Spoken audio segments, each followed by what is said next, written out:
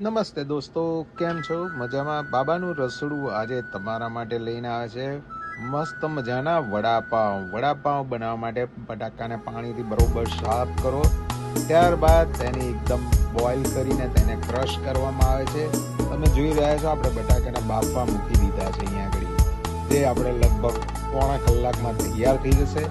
ત્યારબાદ તેને એકદમ ક્રશ કરો ભાજી પાઉંના ક્રશર વડે, અને ત્યારબાદ આવી રીતના ઠંડા પડ્યા બાદ તેને સ્પેશિયલ મસાલામાં લસણ, કાંદા અને આદુની ગ્રેવી નાખીને એને સાંતળો.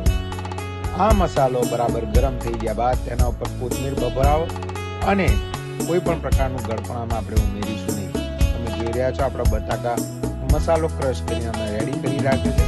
ગરમા ગરમ વડાપાઉં બનીને તૈયાર થઈ ગયા છે, જેને ચટણી સાથે સર્વ કરવામાં